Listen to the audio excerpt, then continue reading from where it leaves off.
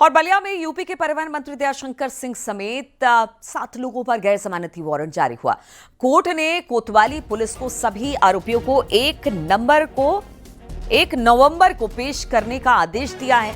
मामला 10 साल पहले का है। परिवहन मंत्री दयाशंकर सिंह पर धारा 144 का उल्लंघन करते हुए सड़क जाम करने का आरोप था, जिस पर पुलिस ने 17 नामजद 150 लोगों पर धारा 144 के उल्लंघन करने के मामले में मुकदमा दर्ज किया था, जिस पर कोर्ट ने गैर जमानती वारंट जारी किया। न्यायालय ने कोतवाली पुलिस को आदेश दिया कि सभी आरोपियों को 1 नवंबर को कोर्ट में पेश किया जाए। दरअसल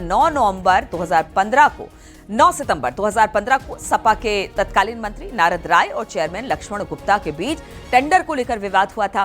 परिवहन मंत्री दयाशंकर सिंह ने चेयरमैन लक्ष्मण गुप्ता के समर्थन में 144 धारा का उल्लंघन करते हुए सैकड़ों लोगों के साथ मालगोदाम रोड के पास सड़क जाम किया था। और इसी पर बातचीत करने के लिए रत्नेश सिंह हमारे साथ फोन लाइन पर जुड़ गए हैं। रत्नेश, ये मामला तो काफी पुराना है, लेकिन अब गैर जमानती वारंट जारी किया गया है, इसको लेकर क्या खबर है? मामला 10 वर्ष पहले का है, जब सपा के तत्कालीन मंत्री रहे नारद राय और चेयरमैन लक्ष्मण गुप्ता के बीच एक टेंडर को लेकर विवाद हुआ था, जिसमें परिवहन मंत्री दयाशंकर सिंह चेयरमैन लक्ष्मण गुप्ता के समर्थन में सैकड़ों लोगों के साथ माल गोदाम पर धारा 144 का उल्लंघन करते हुए घंटों देर तक सड़क जाम कर दिया, जिसमें परिवहन मंत्री दयाशंकर सिंह और उनके साथ 17 लोगों पर नामजद मुकदमा धारा 144 का उल्लंघन का दर्ज हुआ था, जिसमें 150 लोग और भी अज्ञात है।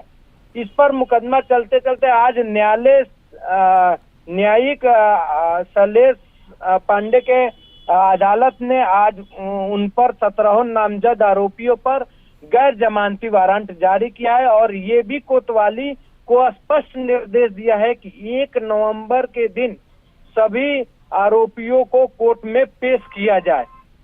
ठीक है, बहुत बहुत शुक्रिया आपका रत्नेश जानकारी देने के लिए।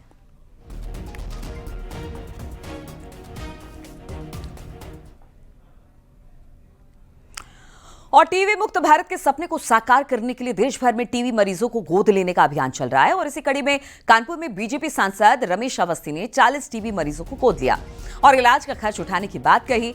इन मरीजों को सभी सुविधाएं मिलती रहे, इसको लेकर उन्होंने एक व्हाट्सएप ग्रुप भी बनाया। उन्होंने अस्पताल में मरीजों को पुष्टाहार किट और दवाई बांटी।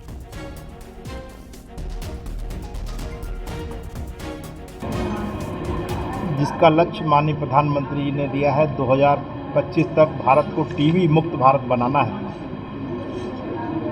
उसी कार्यक्रम के तहत जो टीबी के मरीज हैं उनको 40 लोगों को हम लोगों ने पोटली भेंट की है, जिसमें प्रोटीन युक्त डाइट है, जिसमें चना है, गुड़ है, सोयाबीन है, मूंगफली है, तमाम चीज़ें जो प्रोटीन युक्त डाइट होती है वो हमने टीबी के मरीजों को यहाँ गिफ्ट की गई है। जो क्षयरोग का जो हमारा हॉस्पिटल है, देश टीबी मुक्त हो, इसके लिए प्रधानमंत्री ने मुहिम की शुरुआत की है, जिस पर अब एक एक करके लोग जुड़ने लगे हैं। यही वजह है कि भारतीय जनता पार्टी के सांसद ने इस मुहिम को और आगे बढ़ाते हुए इस अस्पताल के 40 जो रोगी हैं जिन्हें शिकायत है उन्हें गोद लिया है। उनकी मेडिकल किट से लेके उनके खाने तक का पूरा ध्यान रखा जाएगा। जहां एक और उन्होंने घोषणा की 40 लोगों को जो टीबी मरीज हैं उनको गोद लेंगे, तो वहीं उन्होंने एक व्हाट्सएप का ग्रुप भी बनाया, जिस व्हाट्सएप के ग्रुप के माध्यम से उन्होंने सामाजिक संगठन के लोगों से अनुरोध किया कि वो बढ़ चढ़ के आ गए और अपने नाम को इसमें जोड़े, ताकि और ज्यादा से ज्यादा जो टीबी के मरीज हैं उनको गोद लिया जा सके, ताकि ये बीमारी समाज में जड़ से खत्म हो सके। अब देखना यह होगा कि सांसद की मुहिम किस तरह कारगर साबित होती है। आशीष पांडे के साथ अमित गंजू, न्यूज़ 18 कानपुर। दुबई में मंदिर बनाने और संभल में मस्जिद पर बुलडोजर एक्शन से समाजवादी पार्टी के विधायक इकबाल महमूद नाराज है। कहा, हमारे प्रधानमंत्री दुबई में मंदिर बना रहे हैं और यहां मस्जिदों को तोड़ा जा रहा है।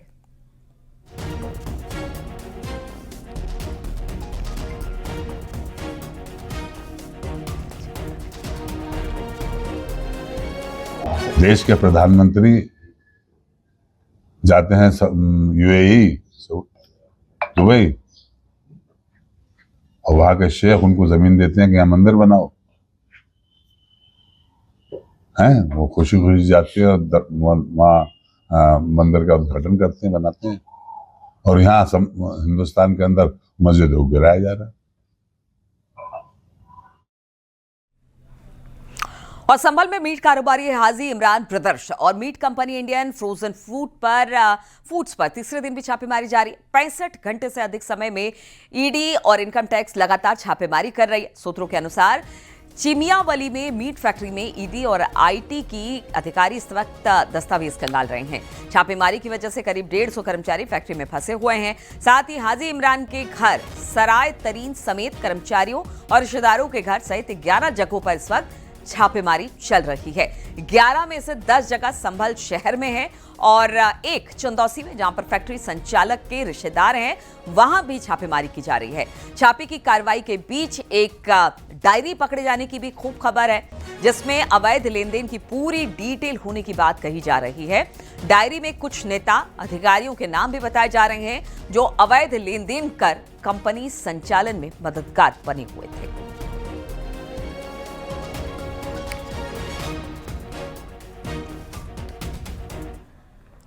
गाजियाबाद के लोनी में ईडी ने मनी लॉन्ड्रिंग और हवाला नेटवर्क को लेकर छापेमारी की। ईडी ने लविश चौधरी से जुड़े अलीमुद्दीन अंसारी के आवास और कार्यालय पर छापा मारा। वहीं बीजेपी की ओर से एक लेटर जारी किया गया, जिसमें कहा गया कि अलीमुद्दीन अंसारी का बीजेपी से कोई लेना देना नहीं है, कोई संबंध नहीं है।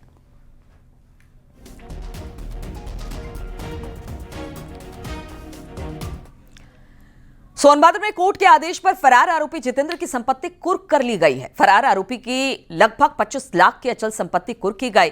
कुर्की की यह कार्रवाई नायब तहसीलदार सदर विशाल और क्षेत्रीय लेखपाल अखिलेश कुमार की उपस्थिति में की गई। इस दौरान चौकी प्रभारी चुर्क, उप निरीक्षक विनोद यादव और उनकी पुलिस टीम के साथ साथ स्थानीय गवाह भी मौजूद रहे। कुर्क की गई संपत्ति को एक अलग ताले में बंद कर सील और मुहरबंद कर दिया गया है।